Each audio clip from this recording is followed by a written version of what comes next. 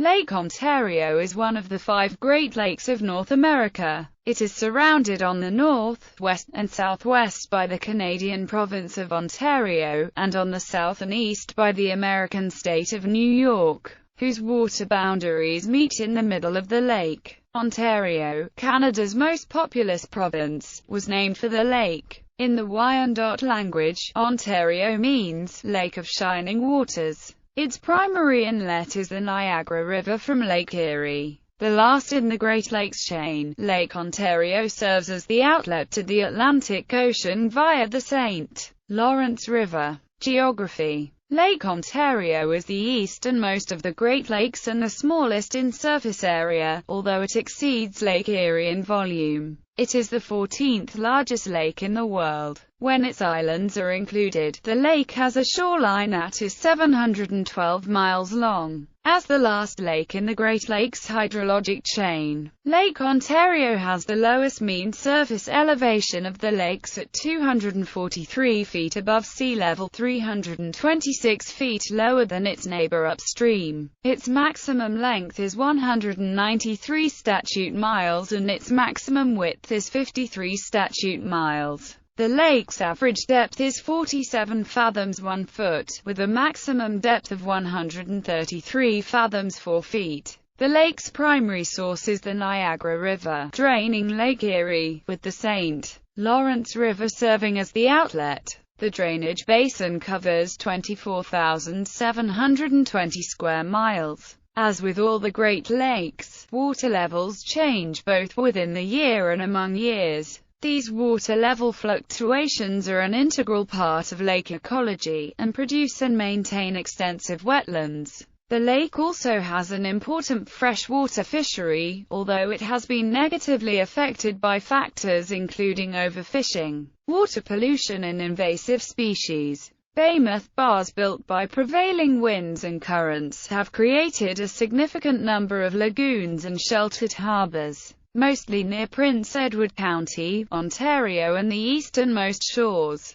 Perhaps the best-known example is Toronto Bay, chosen as the site of the Upper Canada capital for its strategic harbour. Other prominent examples include Hamilton Harbour, Irondequoit Bay, Presqu'Isle Bay, and SYSS Bay. The bars themselves are the sites of long beaches, such as Sandbanks Provincial Park and Sandy Island Beach State Park. These sandbars are often associated with large wetlands, which support large numbers of plant and animal species, as well as providing important rest areas for migratory birds. Presqu'Isle, on the north shore of Lake Ontario, is particularly significant in this regard. One unique feature of the lake is the Z-shaped Bay of Quinte, which separates Prince Edward County from the Ontario mainland. Save for a 2-mile isthmus near Trenton, this feature also supports many wetlands and aquatic plants, as well as associated fisheries.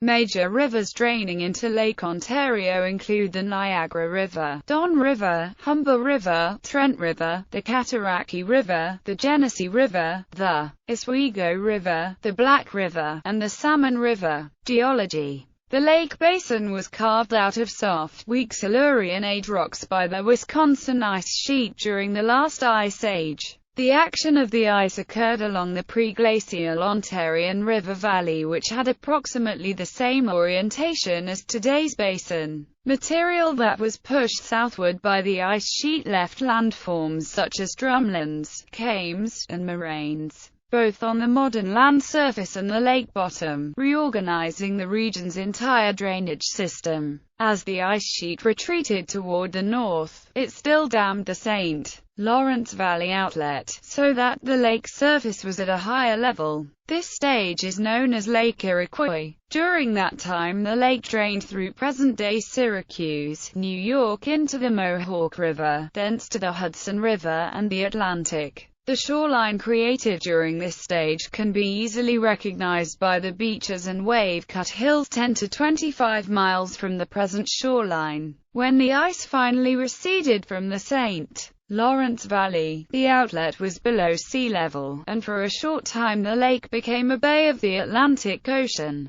in association with the Champlain Sea. Gradually the land rebounded from the release of the weight of about 6,500 feet of ice that had been stacked on it. It is still rebounding about 12 inches per century in the St. Lawrence area. Since the ice receded from the area last, the most rapid rebound still occurs there. This means that the lake bed is gradually tilting southward, inundating the south shore and turning river valleys into bays. Both north and south shores experience shoreline erosion, but the tilting amplifies this effect on the south shore, causing loss to property owners. History. Ontario, or Beautiful Great Lake, derives its name from the Iroquois, Haudenosaunee First Nation which inhabited the area around the lake until about 1700. The lake was a border between the Huron and the Vassals and the Iroquois Confederacy in pre-European times.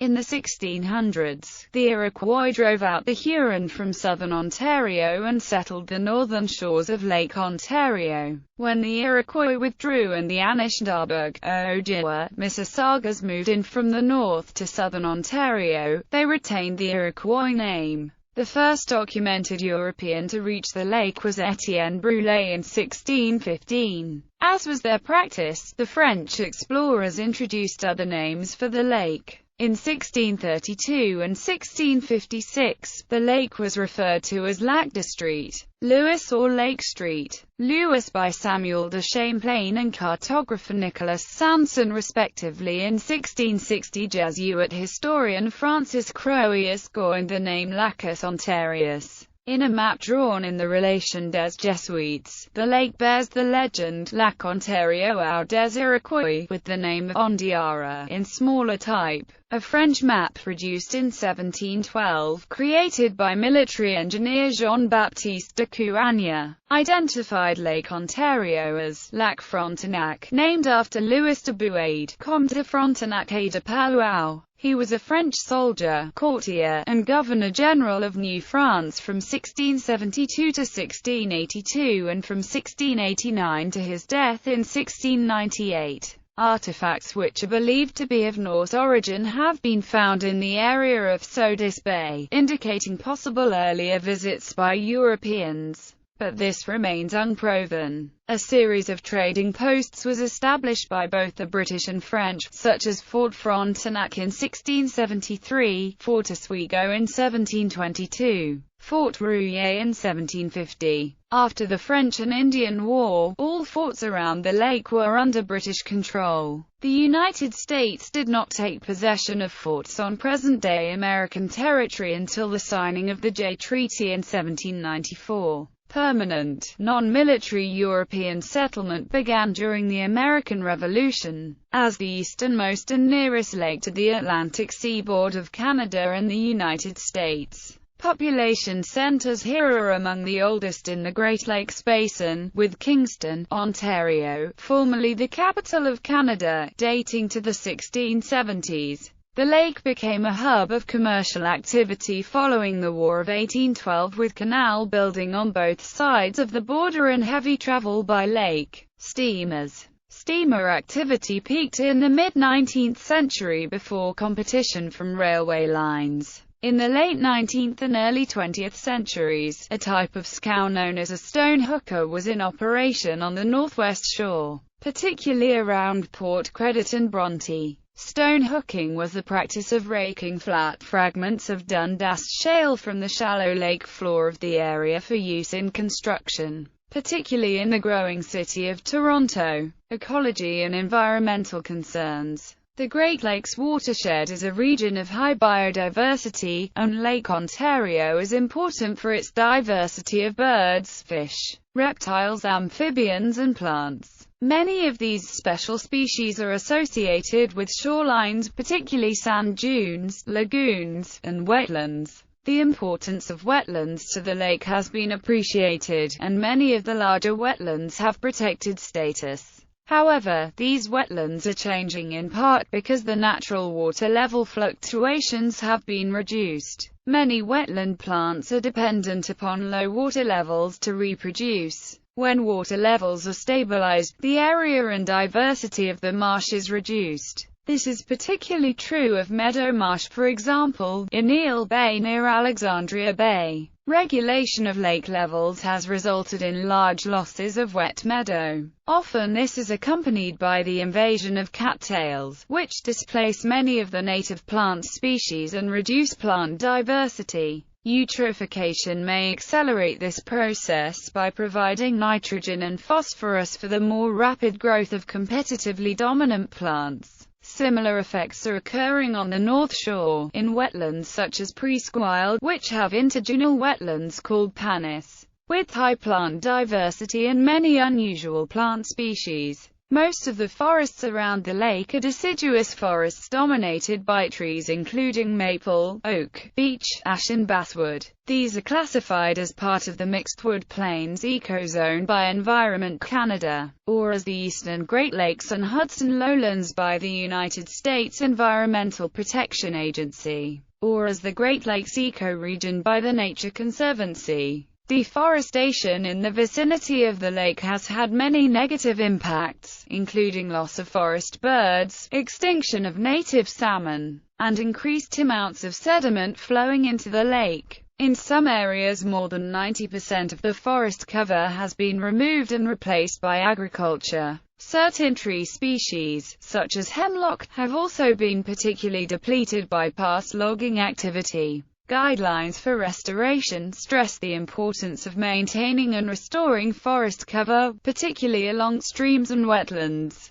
The open water is less affected by shoreline features, such as wetlands, and more affected by nutrient levels that control the production of algae. Algae are the basis of the open water food web, and the source of primary production that ends up as lake trout and walleye at the top of the open water food web. Like the other Great Lakes, Lake Ontario used to have an important commercial fishery. It has been largely destroyed, mostly by overfishing. Consider the lake sturgeon as but one example. Lake sturgeon are huge fish. They can grow up to 3 meters long and exceed 190 kilograms in weight. The females mature slowly and require decades to reach sexual maturity. It was once an abundant species in Lake Ontario. In 1860, this species, taken on incidental catches of other fishes, was killed and dumped back in the lake, piled up on shore to dry and be burned, fed to pigs, or dug into the earth as fertilizer. It was even stacked like cordwood and used to fuel steamboats.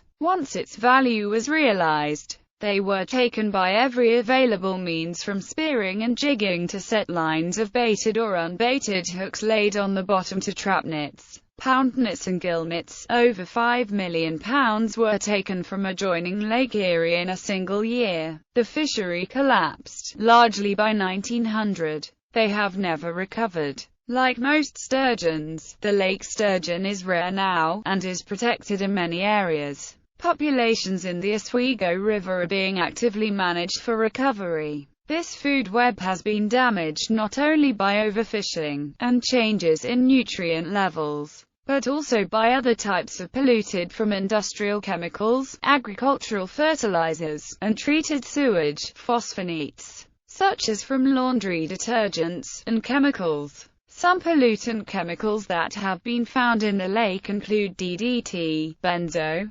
pyrene and other pesticides, PCBs, aramite, chromium, lead, murex, mercury, and carbon tetrachloride. The International Joint Commission has identified areas where pollution is particularly intense and mapped them as areas of concern. A remedial action plan has been developed for each area. Some Lake Ontario areas of concern include the Oswego River and Rochester Embayment on the American side, and Hamilton Harbour and Toronto on the Canadian side. By the 1960s and 1970s, the increased pollution caused frequent algal blooms to occur in the summer. These blooms killed large numbers of fish, and left decomposing piles of filamentous algae and dead fish along the shores. At times the blooms became so thick that waves could not break. Fish-eating birds such as osprey, bald eagle and cormorant were being poisoned by contaminated fish.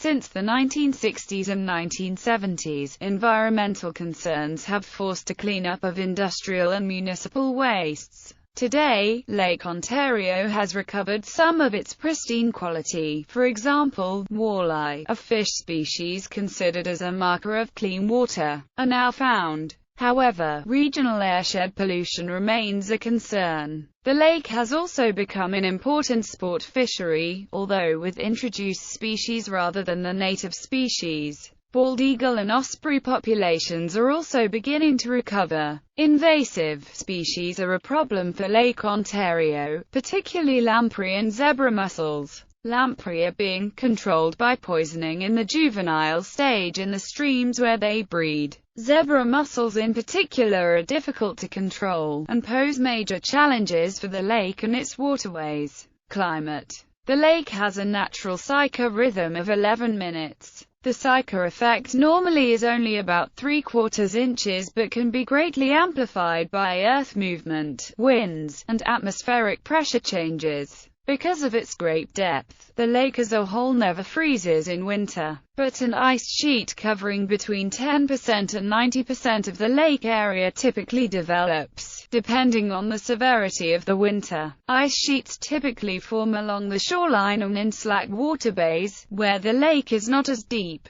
During the winters of 1877 and 1878, the ice sheet coverage was up to 95 to 100% in most of the lake. In the winter of 1812, the ice cover was stable enough that the American naval commander stationed at Sackett's Harbor feared a British attack from Kingston over the ice. When the cold winds of winter pass over the warmer water of the lake, they pick up moisture and drop it as lake effect snow. Since the prevailing winter winds are from the northwest, the southern and southeastern shoreline of the lake is referred to as the snow belt. In some winters the area between Oswego and Pulaski may receive 20 or more feet of snowfall. Also impacted by lake effect snow is the Tug Hill Plateau, an area of elevated land that is about 20 miles east of Lake Ontario, creating ideal conditions for lake effect snowfall. The hill, as it is often referred to, typically receives more snow than any other region in the eastern United States.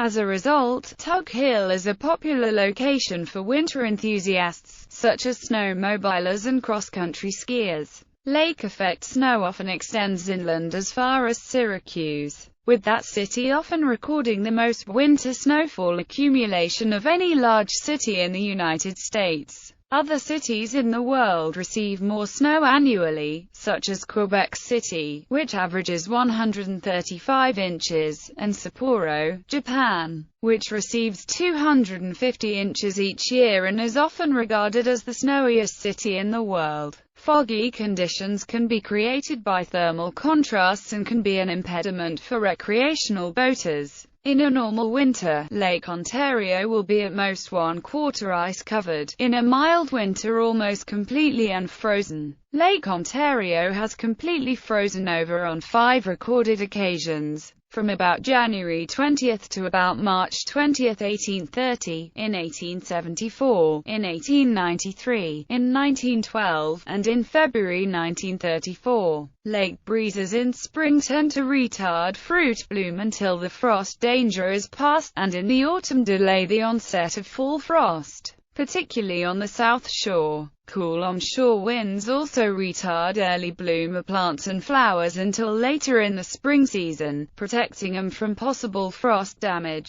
Such microclimatic effects have enabled tender fruit production in a continental climate, with the southwest shore supporting a major fruit-growing area. Apples, cherries, pears, plums, and peaches are grown in many commercial orchards around Rochester. Between Stony Creek and Niagara on the lake on the Niagara Peninsula is a major fruit-growing and wine-making area. The wine-growing region extends over the international border into Niagara and Orleans counties. Apple varieties that tolerate a more extreme climate are grown on the lake's north shore, around Cobourg.